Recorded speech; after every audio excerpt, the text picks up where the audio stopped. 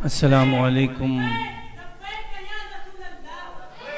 लब्बैक लब्बैक या रसूल अल्लाह सल्लल्लाहु अलैहि वसल्लम।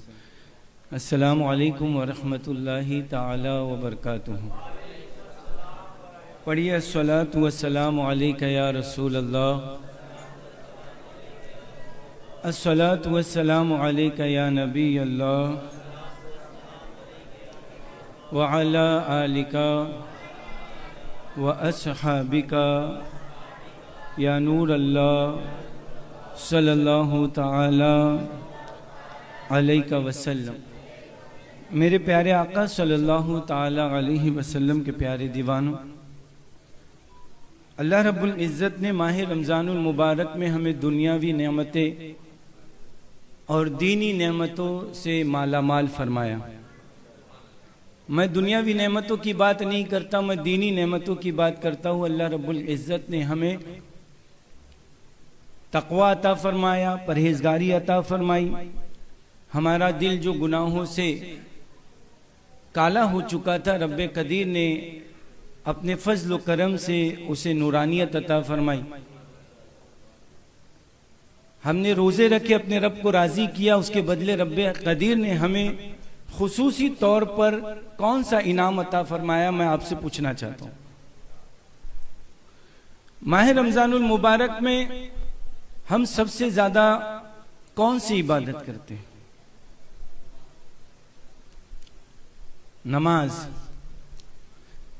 जो नमाज हम पर रब्बे कदीर ने फ़र्ज फरमाई, हम 11 महीने अदा नहीं करते और नाफरमान गुनहगार बनकर जहन्नमी बन जाते हैं।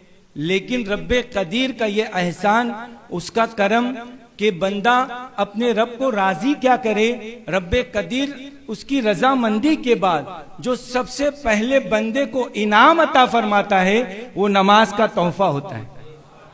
पता क्या चला कि जब रब्बे कदीर किसी की नेकी को कबूल फरमाता है, नफिल नेकियों को कबूल फरमाए या वाजिब नेकियों को कबूल फरमाए या फर्ज नेकियों को कबूल फरमाए, तो सबसे पहले उसे उस नेकी कबूल होने के बाद जो इनाम दिया जाएगा वो नमाज होती है। वो क्या होती है? और नमाज क्यों? नमाज के अलावा क्यों नहीं? नमाज के अलावा जैसे कि सदका करने की आदत और बढ़ जाए, ज़कात देते रहे, जिंदगी भर तिलावत कुरान करता रहे। लेकिन रब्बे कदीर ने किसी बंदे से राजी होने के बाद उसे जो सबसे पहली नेमत और सबसे पहली इबादत का शौक और ज़ौक़ जो अता फरमाता है, वो नमाज। वो इस वजह से कि नमाज जब बंदा पढ़ता है तो पूरी बंदगी जाहिर होती है। इसके अलावा आप अगर किसी भी इबादत को देखें तो किसी इबादत में बंदे का पूरा वजूद अल्लाह की बारगाह में नहीं झुकता सिवाय नमाज के। रब्बे कदीर ने नमाज के ताल्लुक से कुरान मजीद में बंदों को वईदे फरमाई और हुजूर सल्लल्लाहु अलैहि वसल्लम ने अहादीस करीमा में बंदों को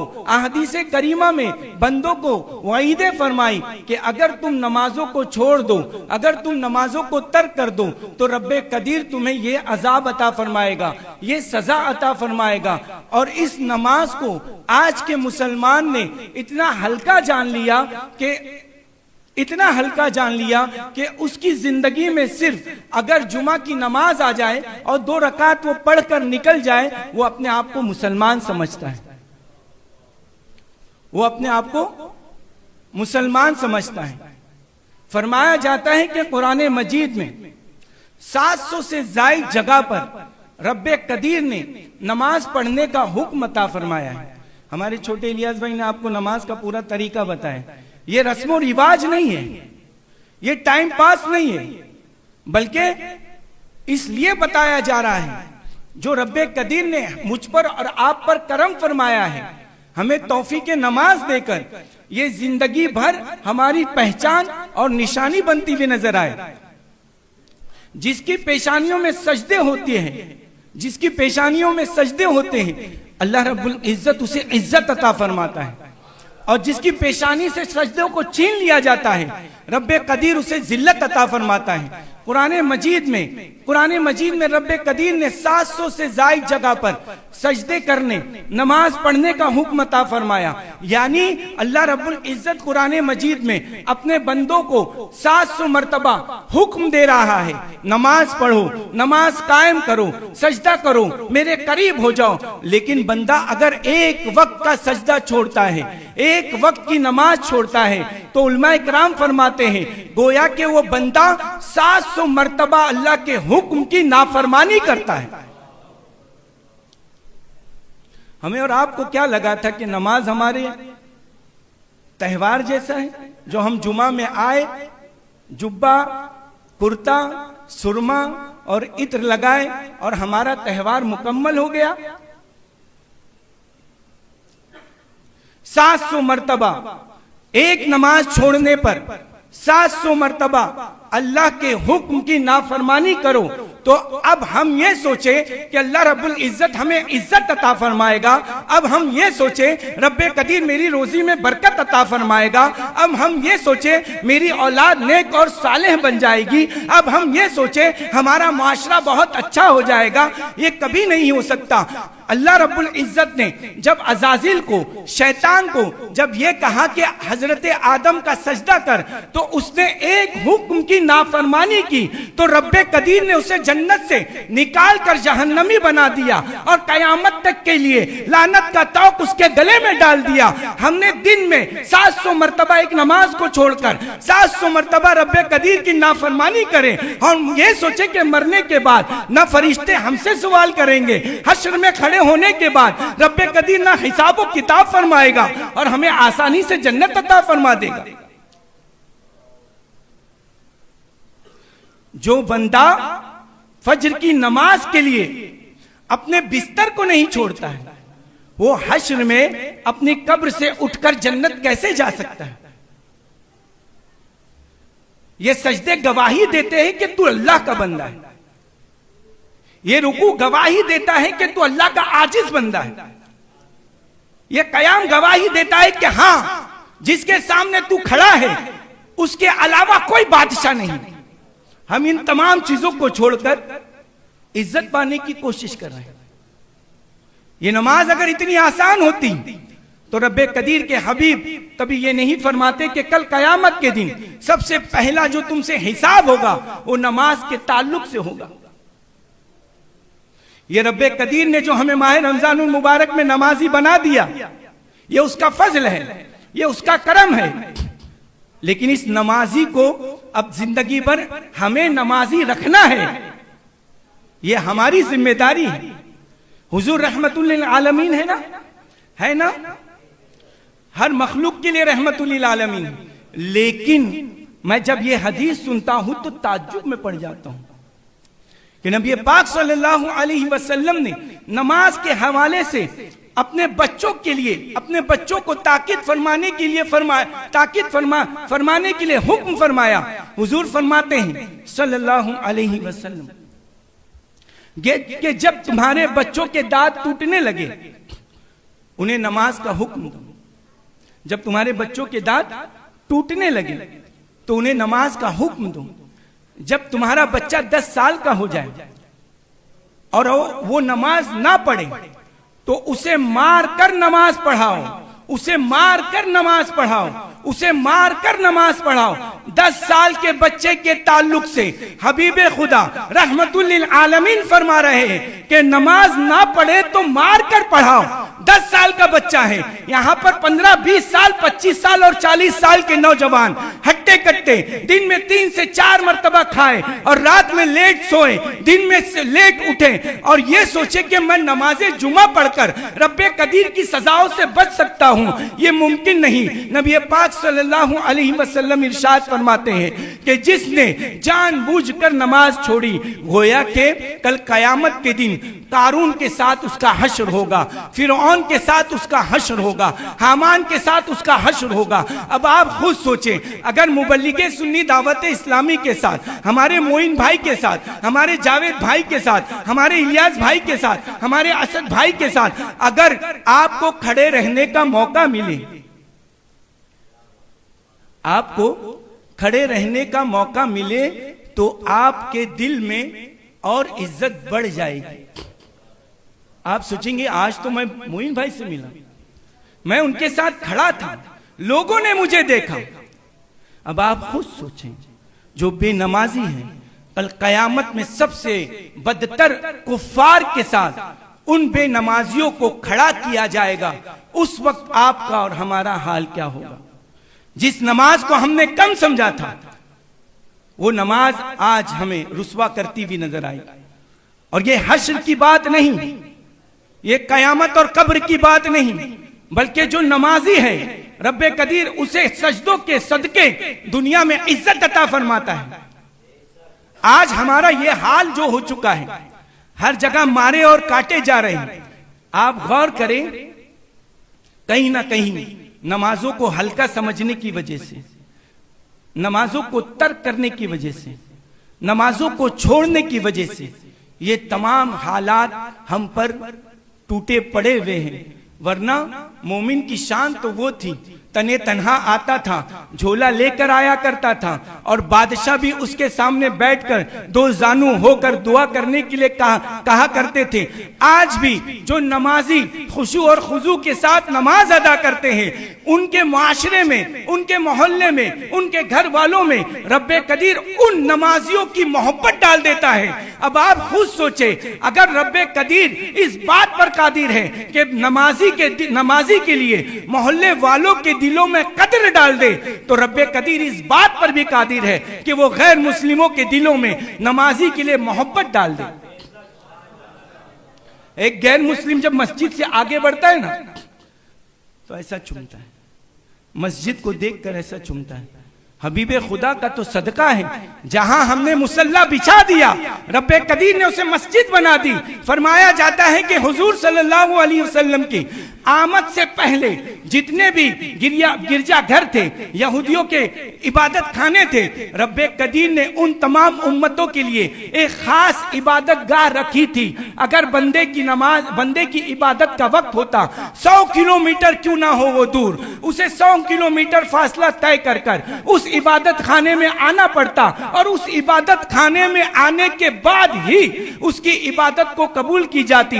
अगर वो इबादत ना करता तो फौरन उसे सजा दी जाती। लेकिन हबीबे खुदा रहमतुल्लिल आलमीन का सदका है कि हुजूर सल्लल्लाहु अलैहि वसल्लम के कदम जमीन पर पड़ने से पहले यह मामला था कि रब्बे कदीर ने हर उम्मत के लिए एक इबादत गाह बना दी थी। लेकिन नबी पाक सल्लल्लाहु अलैहि वसल्लम के आने के बाद अल्लाह रब्बुल इज्जत ने हुजूर के कदम नाज जमीन पर पड़ने के बाद फरमाया जाता है कि उम्मत के लिए हर पाक जमीन मस्जिद बना दी। हमारे पास टाइम नहीं, हमारे पास वक्त नहीं, हमारे पास 4 रकात नमाज पढ़ने के लिए वक्त नहीं, लेकिन बाथरूम में बैठकर हम 15 मिनट निकाल सकते हैं। चाय की दुकान पर बैठकर, बाइक पर बैठकर हम 10-15 मिनट, आधा घंटा, यहाँ तक के तो अब मामला ये हो चुका है कि सहरी तक हम टाइम पास कर सकते हैं, लेकिन ईशा की नमाज और फजर की नमाज हमें नसीब नहीं होती। फरमाते हैं, एक बुजुर्ग फरमाते हैं, जब तुम्हारा रब तुमसे नाराज होता है, बस मुझे 3 मिनट दे दीजिए, 3 से 4 मिनट, मेरी बात मुकम्मल हो जाएगी। हुजूर सल्लल्लाहु अलैहि वसल्लम के प्यारे दीवानों, एक बुजुर्ग फरमाते हैं, जब किसी का रब किसी से नाराज होता है तो रब्बे कदीर उसकी ताकत को नहीं छीनता, रब्बे कदीर उसके मालो दौलत को नहीं छीनता, रब्बे कदीर उसकी आलो औलाद को नहीं छीनता। तो उन्होंने अर्ज किया, ए अल्लाह के वली, तो रब्बे कदीर नाराजगी के बाद इंसान से क्या चीज छीन लेता है? तो वो अल्लाह के वली फरमाते हैं कि जब रब्बे कदीर किसी से नाराज होता है तो दुनियावी चीजें नहीं, बल्कि अपने सजदों को छीन लेता है उसकी पेशानी से। यानी बंदा नमाजों को हल्का जानने लग जाता है, बंदा नमाजों से दूर भागने लग जाता है। अगर आपका मामला ऐसा ही है कि सिर्फ जुमा की नमाज, ईदैन की नमाज आपकी जिंदगी बन चुकी है, तो जान लेना कि आपका रब आपसे नाराज हो चुका है। अल्लाह के रसूल सल्लल्लाहु अलैहि वसल्लम ने इरशाद फरमाया जल्दी जल्दी कि जिसने जानबूझकर नमाज छोड़ी उसने वो काफिर हो गया। यह हदीस मुबारक। लेकिन उलमा इकराम फरमाते हैं कि इसकी तफसीर में वो कुफ्र के करीब हो गया, वो कुफ्र वाले काम किया, क्योंकि एक हदीस में है कि मुसलमान और काफिर में मुसलमान और काफिर के दरमियान ये नमाज अहद है, यानी जो नमाज पढ़ता था वो मुसलमान। साहबा इकराम अलैहिम रिज़वान फरमाते हैं कि हम मुसलमान और काफिर को इस एतबार से जानते कि जो नमाज पढ़ता हम उसे मुसलमान जानते और जो नमाज नहीं पढ़ता हम उसे काफिर जानते। बात समझ में आ गई? इमाम मोहम्मद, इमाम इसहाक नमाज के ताल्लुक से और इस हदीस को नोट करते हैं और कहते हैं कि जो जानबूझकर नमाज छोड़ता है वो वाजिबुल कत्ल है। जो जानबूझकर नमाज छोड़ता है वो क्या है? वाजिबुल कत्ल, उसे कत्ल करना वाजिब है। और इमाम आजम अबू हनीफा रदी अल्लाह ताला अन्हु, क्योंकि हम इमाम आजम के मानने वाले, इस हदीस को उन्होंने नोट करके इस तरीके से फतवा लगाया। हर मुफ्ती का एक फतवा होता है, उन्होंने अपना यह फतवा लगाया। इमाम शाफी, इमाम मालिक के नजदीक भी यही फतवा है और इमाम आजम अबू हनीफा रदी अल्लाह ताला अन्हु के नजदीक, क्योंकि हम हनफी मसलक के है ना, हम इमाम आजम अबू हनीफा को मानते, उन्होंने ये फतवा लगाया है कि जो जानबूझकर नमाज छोड़े उसे कैद किया जाएगा और जब तक कि वो तौबा ना करे उसे कैद में ही रखा जाएगा। हुजूर सल्लल्लाहु अलैहि वसल्लम की एक हदीस है, बहुत मशहूर हदीस है। हुजूर सल्लल्लाहु अलैहि वसल्लम, ये दोनों तीनों हदीस को याद रखे, इसके बाद जो निचोड़ आपके सामने मैं पेश करूंगा दिमाग इंशाअल्लाह खुल जाएगा। हुजूर सल्लल्लाहु अलैहि वसल्लम ने इरशाद फरमाया कि मेरा दिल चाहता है कि मैं नमाज ईशा के लिए किसी इमाम को मुतय्यन करूं और अहले मदीना में, मदीना की बस्ती में मैं देखने चले जाऊं कि कौन नमाज ईशा जमात के साथ नहीं पढ़ने आ रहा है। जो नमाज ईशा जमात के साथ नहीं पढ़ने आ रहा है, मेरा दिल होता है कि उसका घर जला दूं। यह हदीस मुबारक है। हमने तो सोचा था बस जुमा की नमाज पढ़ ले बात खत्म हो जाएगी, लेकिन यहां तो कत्ल का मामला हो चुका, यहां तो कैद का मामला हो चुका, यहां तो जलाने का मामला हो चुका। अब आप खुद बताएं हुजूर ने जो फरमाया है वो सच होगा या नहीं होगा? हुजूर सल्लल्लाहु अलैहि वसल्लम की हदीस को जो वक्त के इमाम ने नोट किया वो सच होगा या ना होगा? इमाम इसहाक, इमाम मोहम्मद, इन्होंने कहा कत्ल, इमाम आजम अबू हनीफा ने कहा कोड़े, कैद, और हुजूर सल्लल्लाहु अलैहि वसल्लम फरमाते हैं कि जो नमाज ईशा बा जमात ना पढ़े उसका घर जलाने का दिल चाहे। अब आप अपने जहन को दौड़ाए पूरी